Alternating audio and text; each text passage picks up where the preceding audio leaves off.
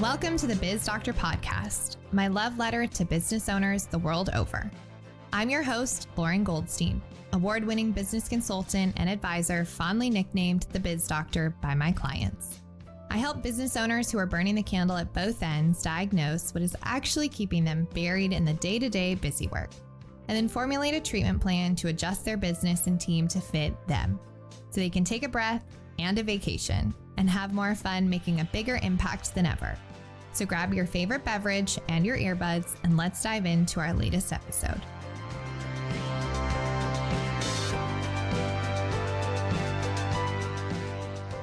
Burnout is a bit of a buzzword these days, but I want to break through the noise and actually talk about it in a way that can help us get out of this hamster wheel. For those of you just tuning in that don't know, I am ruthlessly passionate about mental health, primarily for business owners, but us as a whole. And I think this subject needs to be talked about more openly and frequently so we can support one another out of this epidemic. Especially since 10% of entrepreneurs report they currently have or have had severe burnout that prompted thoughts of quitting their business. If you or your team are on the verge of burnout, then this week's episode is going to be music to your ears. Welcome back to the Biz Doctor Podcast. I'm your host, Lauren Goldstein, and today I want to bust through the noise and really dig into what burnout is, why it happens, and make sure to stick around to the end because I share some very simple and tangible ways you can stop burnout in its tracks for yourself and your teams. Things you can do right after this episode that will help you breathe a much needed sigh of relief. Us entrepreneurs, while often finding joy and fulfillment in our autonomy and achievements, experience burnout differently due to our unique work dynamics. We've all been there. The blurred lines between our businesses and our personal lives, which often intensifies the impact of burnout. This intensification often leads to the erosion of our self-esteem and sparks existential doubts more acutely than in traditional jobs. Hello, imposter syndrome. Now, here are some interesting burnout and mental health stats for us business owners. 87.7% of entrepreneurs struggle with at least one mental health issue. 50.2% of entrepreneurs struggle with anxiety. 34.4% of entrepreneurs experience burnout. That is an astounding number to me. 26.9% of entrepreneurs have poor work-life balance. That is not a surprise. We'll talk about that a little bit later. More entrepreneurs said they were concerned about mental health than physical health. Interesting, right? 45.8% of entrepreneurs struggle with high stress. Again, not a surprise.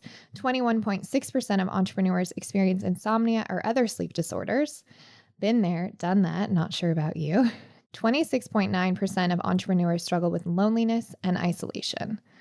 That one I'm also very familiar with because it is lonely at the top. So if you're an entrepreneur and don't have a great network of other entrepreneurs around you, here's your sign.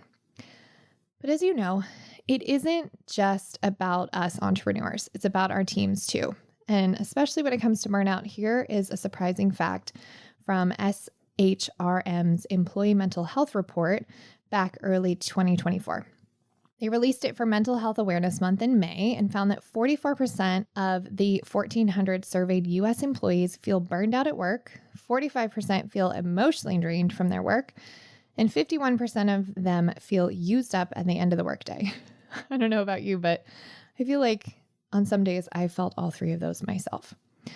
So in addition to the 44% that are feeling burned out from their work, 30% are often feeling stressed, 22% feeling anxious, 50% often feel a sense of belonging. So 1 out of 2 of your employees feel like they don't belong. And only 40% feel fulfilled. So as you can see from all of these stats, burnout is very prevalent. And with burnout comes other things that are impacting you and your business, which is why I am so excited to really dive into what is burnout and how does it impact your business. Webster's defines it as a physical or mental collapse caused by overwork or stress. Or in other words, chronic workplace stress that hasn't been successfully managed. Ooh, that is a heavy definition. What I think is really interesting about this definition is so much of the entrepreneurial roller coaster that we're on is stressful, right? We've got the ups, the downs. So what I hope you take away with this discussion that we're having today is that even though you're on the ups and downs of the entrepreneurial roller coaster, as is your team, it's not necessarily the highs and the lows. It's how you manage the highs and the lows and finding some sense of an even keel within those peaks and valleys. With all of that in mind, how does burnout present in your business and coincidentally mirror it in yourself? So these are the symptoms that I want you to pay attention to in your business. We've got decreased morale. We've got increases in mistakes, more absenteeism, resentment. If you guys have not heard me talk about resentment, go back and listen to my previous episode on resentment, because this one is the silent killer of teams. And if it takes hold on your team or yourself in any relationship, you're in trouble. It's a very hard one to walk back. So you want to be hyper vigilant to not let this take hold. Then we've got anger, depression, lack of joy, dropped balls, and anxiety. So when your employees feel burned out, it's not just their productivity that takes a hit. It's the entire team's, because those employees that are experiencing burnout are more likely to check out mentally, leading to reduced employee engagement and absenteeism, as I just mentioned. Not to mention higher mistakes, which decrease profitability. So this burnout, it can lead to missed deadlines, lower quality work, and a general feeling of sluggishness that spreads throughout the office faster than pink eye.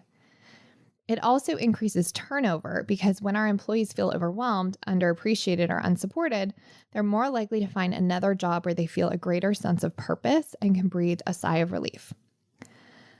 But I have good news.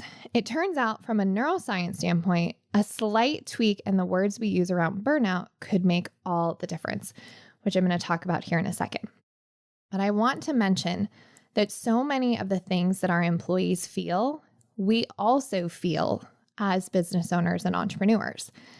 But because we're the leader, sometimes we're like ducks. Everything seems calm and perfect on the surface, but underneath we are paddling like mad. So if you are experiencing any of these symptoms, I want you to take a moment and really get real with yourself on if you are on the verge of or in burnout and you're just in denial. Because if you are, we get to stop that speeding train. Now, I kind of teased a slight tweak in the words. If you are intrigued, you should be. This blew my mind when I learned about it. To illustrate this, I'm going to read an excerpt from Brené Brown's book, Atlas of the Heart, which coincidentally, I read to one of my clients a few weeks back when she was having an overwhelming day. And she said it was very cathartic, so I hope you enjoy. Stressed and overwhelmed. The restaurant is packed, it's loud, every table is full, and people are lined up out the door. There's at least one angry person at every table who is desperately trying to wave down the waiter. We never got our bread. We need more tea. We've been waiting on our salads for 20 minutes. We need our check unless you don't want us to pay for this crappy service.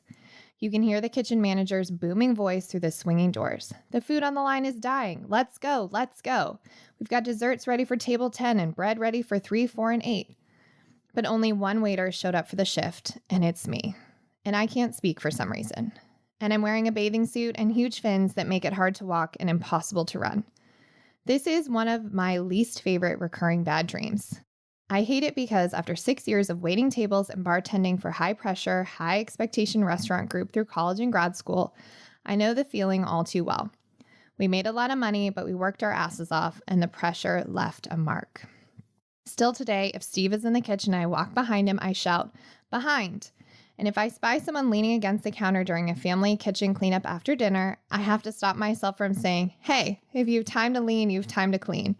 The language and habits of the job were survival, and they stuck. Weirdly, or maybe not, the majority of my current leadership team have significant restaurant experience. Maybe we attract one another, or maybe I'm just drawn to the capacity for the grind. If you work on our team and you step over a sugar packet on the floor because picking it up is someone else's job, you're not a good fit. Stressed and overwhelmed remind me of two restaurant terms that my team and I often use today: in the weeds and blown. Back in the day, I walked in the kitchen and told another waiter, "I'm in the weeds." The response would be, "What do you need?" I might say, "Can you take bread to tables 2 and 4 and re-tea tables 3 and 5, please?" Being in the weeds and pulling out of the weeds happened to everyone on almost every shift. It was just part of the job, and you learn to manage it. Walking into the kitchen and saying, "I'm blown," well, that is a completely different story. The kitchen gets really quiet. No one asks what you need. Normally, someone runs to the hostess stand to find out what tables you're running the shift. They don't even assume you know at this point. The kitchen manager, who would never get involved in any in the weeds situation, pulls all the tickets for your guests to evaluate what's happening and immediately assigns your tables to other wait staff. When you're blown, you can either step outside or into the cooler or go to the bathroom and cry, whatever you need. You're expected back in 10 minutes, ready to go, but for those 10 minutes, there's a complete takeover. In 6 years, it happened to me twice, both times due to pure exhaustion at the end of triple shifts that I was working because tuition was due. Stressed is being in the weeds. Overwhelmed is being blown. Stressed. We feel stressed when we evaluate environmental demand as beyond our ability to cope successfully. This includes elements of unpredictability, uncontrollability, and feeling overloaded. Stressful situations cause both physiological, body, and psychological, mind and emotion reactions. However, regardless of how strongly our body responds to stress, increases in heart rate and cortisol, our emotional reaction is more tied to our cognitive assessment of whether we can cope with the situation than how our body is reacting. I found this really interesting because I always assumed that my emotions responded to my body freaking out, but really my emotions are responding to my thinking assessment of how well I can handle something. Just as getting in and out of the weeds is part of every waitstaff shift in a restaurant, navigating stressors is a daily part of living. However, daily stress can take a toll. In fact, chronic exposure to stressors can be detrimental to health. High levels of perceived stress have been shown to correlate with more rapid aging, decreased immune function, greater inflammatory processes, less sleep, and poorer health behaviors. Overwhelmed. If stress is like being in the weeds, feeling overwhelmed is like being blown. Overwhelmed means an extreme level of stress, an emotional and or cognitive intensity to the point of feeling unable to function. I love this definition of overwhelmed from Merriam-Webster Online Dictionary: completely overcome or overpowered by thought or feeling. We all know that feeling that washes over us and leaves us completely unsure of what to do next. Even when people ask, "How can we help?" or "What do you need?" responding with organized thoughts feels impossible. This is also when I can get really crappy and think to myself, if I had the wherewithal to figure out what comes next and how we need to approach all of this, I wouldn't be walking around in circles crying and talking to myself. Feeling stressed and feeling overwhelmed seemed to be related in our perception of how we are coping with our current situation and our ability to handle the accompanying emotions. Am I coping? Can I handle this? Am I inching towards quicksand? Jon Kabat-Zinn describes overwhelm as the all too common feeling that our lives are somehow unfolding faster than the human nervous system and psyche are able to manage well. This really resonates with me. It's all unfolding faster than my nervous system and psyche can manage it. When I read that Kabat-Zinn suggested that mindful play or no agenda, non-doing time is the cure for overwhelm, it made sense to me why. When we were blown in the restaurant, we weren't asked to help problem solve the situation. We were just asked to engage in non-doing. I'm sure experience taught the managers that doing nothing was the only way back for someone totally overwhelmed. The non-doing also makes sense. There's a body of research that indicates that we don't process other emotional information accurately when we feel overwhelmed, and this can result in poor decision-making. In fact, researcher Carol Gohm used the term overwhelmed to describe an experience where our emotions are intense, our focus on them is moderate, and our clarity about exactly what we're feeling is low enough that we get confused when trying to identify or describe the emotions. In other words, on a scale of 1 to 10, I'm feeling my emotions at about a 10, I'm paying attention to them at about a 5, and I understand them at about a 2. This is not a setup for successful decision-making. The big learning here is that feeling both stressed and overwhelmed is about our narrative of emotional and mental depletion. There's just too much going on to manage effectively. Powerful perspective, huh? I just love Brené Brown's thought process around stressed and overwhelmed. And hopefully we can see that when somebody is burned out, aka overwhelmed, the cascade of things that it impacts is huge.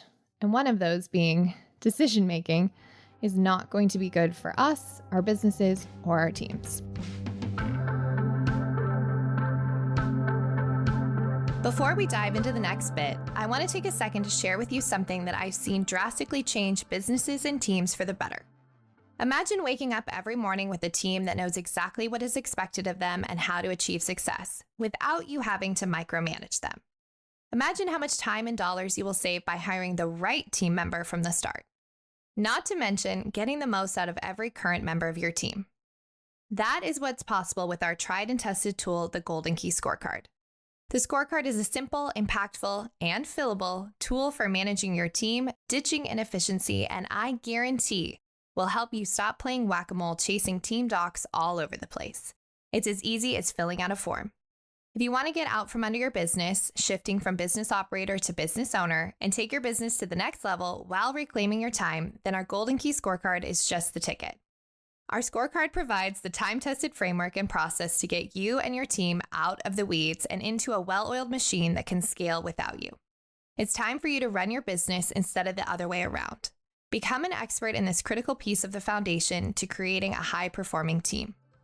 Download the Golden Key Scorecard for free at goldenkeypartnership.com/go. Now back to the show.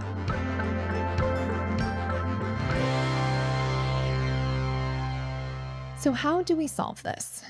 How do we nip burnout in the bud to have mentally happier, healthier, and more resilient teams?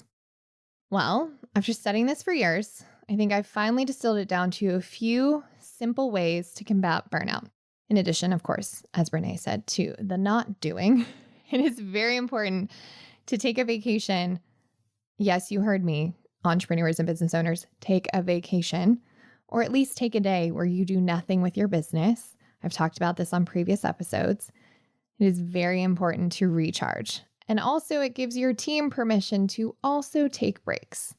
Just remember, they're watching not only what you say, but what you do. So here we go. First, love.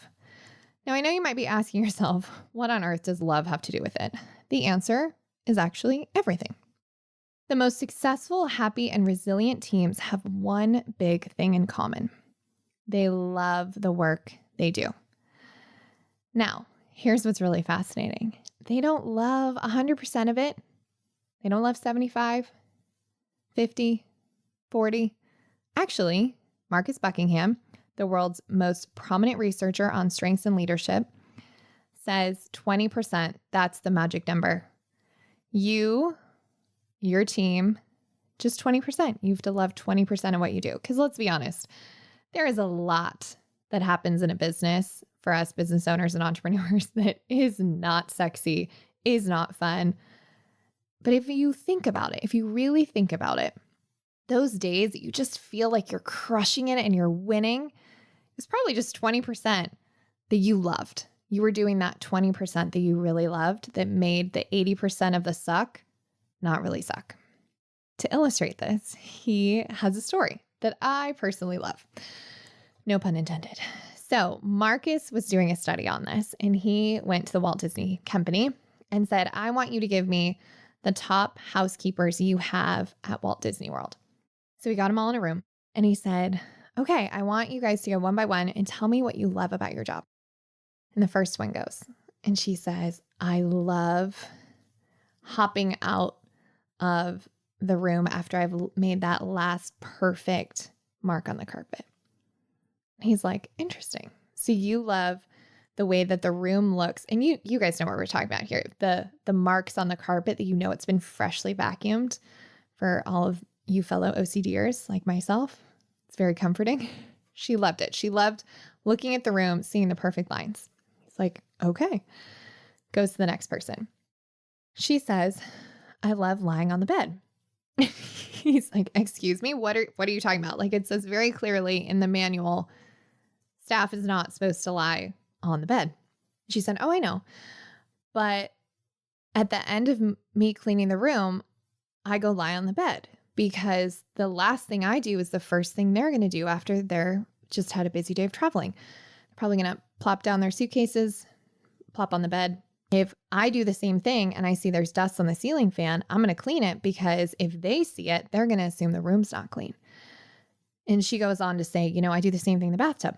I'll go sit in the bathtub and see what I see from their perspective, sit on the toilet, see what I can see. So I make sure that they have a really sparkling clean room.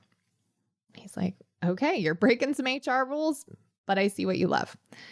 The third person, she goes, I love creating scenes. And he's thinking to himself, like dramatic scene, like where is this going?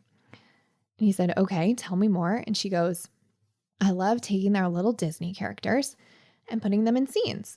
So like Mickey's got his hand on the remote, Minnie's hand's in the little popcorn, and to make sure the kids know that their animals, their little characters are having fun while they're out at the theme park. I might put Goofy over here. And so I create these fun scenes to make the characters come to life. Now, what I love about this story is none of it had to do with their actual job, right? I mean, not really. They were housekeepers. So they didn't talk about, one talked about the carpet, but most of them were not talking about the things that they have to do, right? They found one thing in their job that they loved that then made them better at their job. Why I say this is when our teams are feeling burnt out, we have to go back to what do we love about their job, the company, the mission, the vision, etc. Because it's so easy when we're getting burned out or overwhelmed to lose sight of why we're doing something, why we love something, why we started something. Like those 10% of entrepreneurs that I told you about at the very beginning of the episode who were so burned out they wanted to quit their business. Like raise your hand if you've been there. I have been there. But the way I came back from the abyss was to remember why I started and why I friggin' love doing what I do for my clients, which is all about freedom, helping them create a business that allows them to have the freedom to make a bigger impact, to spend more time with their family, to do the things they love, etc. That's why I wanted to start with love, because it starts there. Next, when it comes to burnout, a lot of times it's a resource thing for sure, but sometimes it's just people are running around like chickens with their heads cut off without a lot of context or direction. And they're getting a lot of negative feedback because when people are burned out, what happens, right? The decision-making goes down the drain, mistakes happen. And then when things start spiraling like that, what happens? We tend to give them more feedback about what's not working. So because that unfortunately creates a spiral, a downward spiral, I want to talk about feed forward. So most people struggle with feedback because they assign either a positive or negative quality to the feedback. Feedback, though, and I talked about this in a previous podcast episode, at its face is neutral. The story or the emotion we assign to it is based on us, but feedback at its core is just information. So if you're giving people constant feedback when they're burned out, not only is that going to create more anger and resentment and disconnection and all the things I mentioned before, they feel a supreme sense of helplessness. Why? Because nobody can go back in the past and fix it. So when your team is stressed, give them ways they can succeed in the future and really get good at acknowledging what they're doing really well now, because that's going to help keep their nervous system in balance as much as you can. Obviously, there's outside forces that are impacting them that you can't control.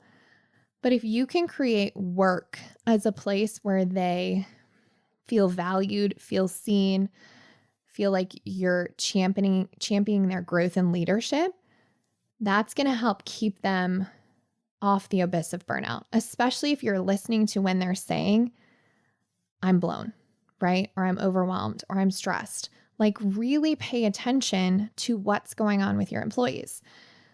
I do this every month. This is a great tip with a no business meeting. It's 15 minutes. I check in with everybody once a month. The rule is we're not allowed to talk about business. We're not allowed to talk about your role, like deadlines, anything having to do with your to-do list. I want to know what's going on with you. Are you feeling happy? Are you feeling sad? Did you get engaged? Are you trying for a baby? Like, what's going on? Did you have a breakup? These meetings are so valuable because it helps me understand the human being that's on my team outside of their accountabilities and metrics and KPIs. Because trust me when I say this, whatever is happening outside of your team in their personal lives will impact your business. And if you don't know about it, it will impact it in a way that probably isn't going to be supportive. So get to know them. Now, this is a perfect segue into what might be my most favorite of these tips, because I believe it's the key to having a truly extraordinary and happy life. It's the 7 Pillars of Life by Dan Martell, and they are health, hobbies, spirituality, friends, love, comes back to love again, finances, and mission. So health, we only get one body for the entire ride, which again is very interesting given most people will prioritize mental health over physical health, but they go hand in hand.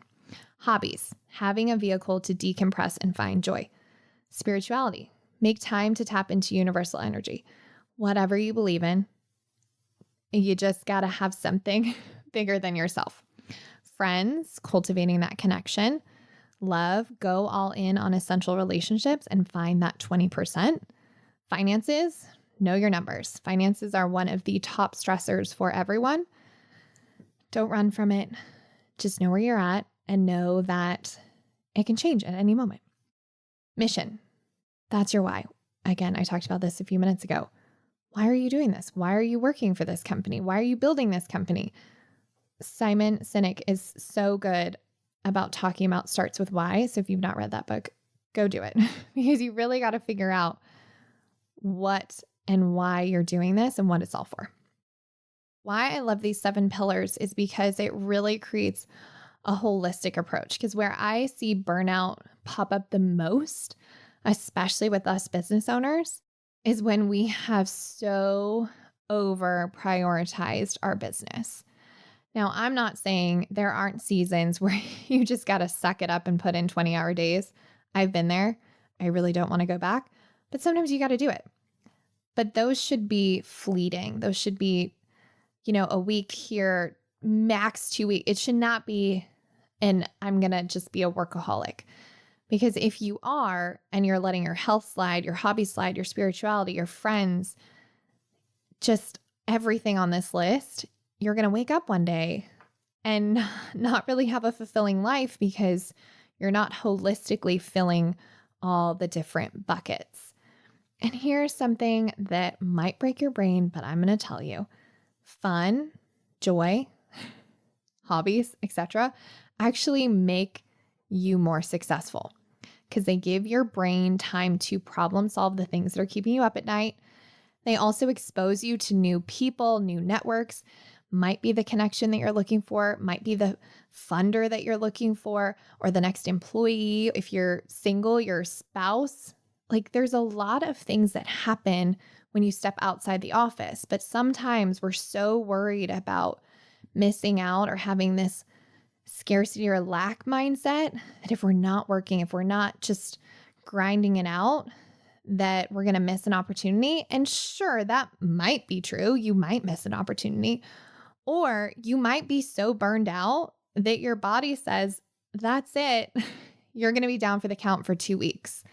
And I don't know about you, but I would rather have planned downtime, planned fun, than be a victim to being so burned out that now I just can't function, because that feels a lot more stressful and powerless to me. So take it from me. If you're really gung-ho on the work thing right now, this is your sign. Pick up a hobby. Golf and pickleball are my 2 hobbies. I love them. Just go find one. It could be chess. It could be intramural sports. Heck, I even love when it rains. You'll find me in red rain boots running around jumping in puddles, because fun, honestly, finances follow fun. If you're having more fun, you're going to have more abundance and success. I promise you. Next, boundaries. Ooh, I know this one may trigger you. Trust me. I had to get very comfortable with this one. But you have to have a clear line of demarcation between your work and your life. This is especially important for us business owners who could, as I shared before, work 18-hour days. Now listen in close.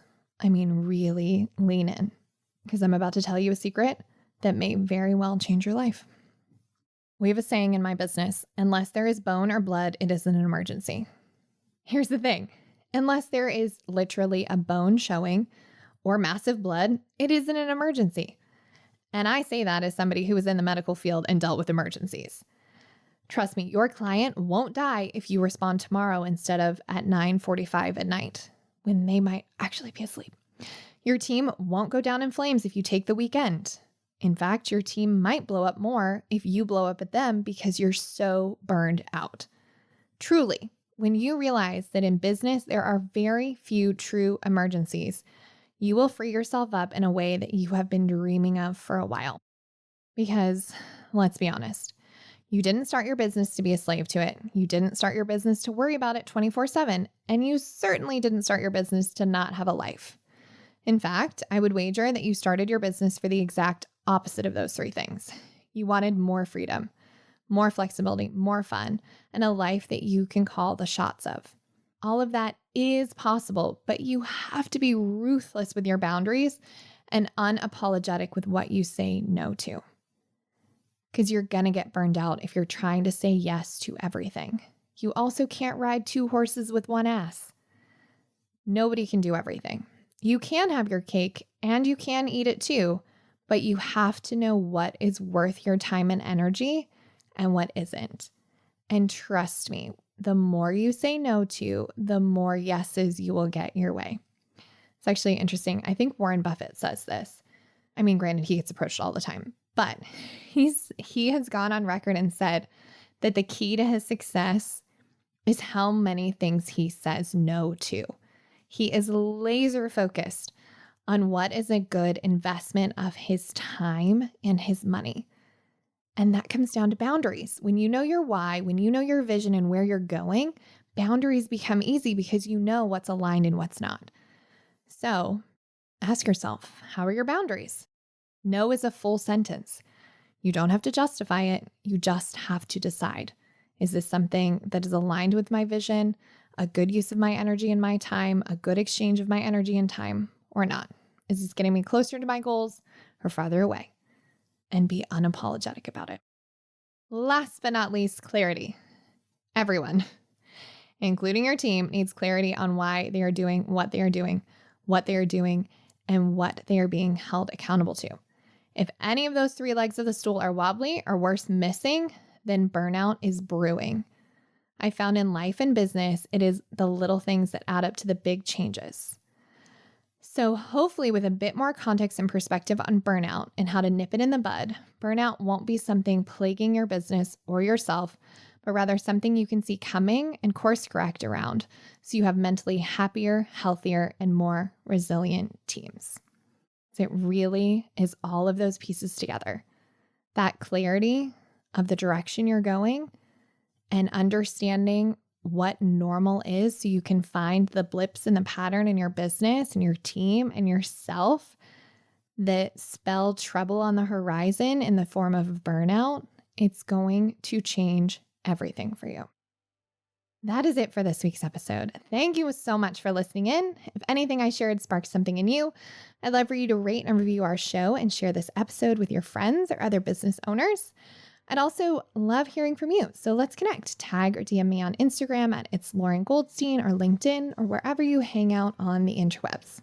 Lastly, don't forget to subscribe so you are the first to get notified when our next episode is live and ready for your ears. Thanks so much for listening. Until next time.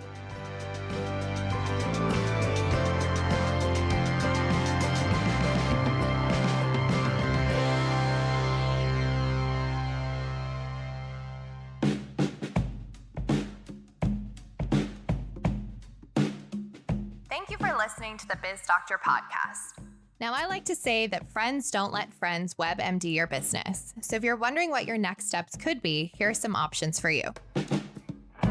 No matter what, head to the show notes or to my website, goldenkeypartnership.com, for some impactful resources to support you getting out from under your business. That's also where you'll find the links to learn more about our services and how we support business owners, just like you, who are ready to make the successful jump from business operator in the trenches to visionary business owner with more freedom and flexibility. All of that info is on our website, so pop on over to learn more or get in touch. goldenkeypartnership.com. Finally, if you love the Biz Doctor podcast, I'd be so grateful if you would share it with your friends and network and give us a 5-star rating or review wherever you listen to your podcast.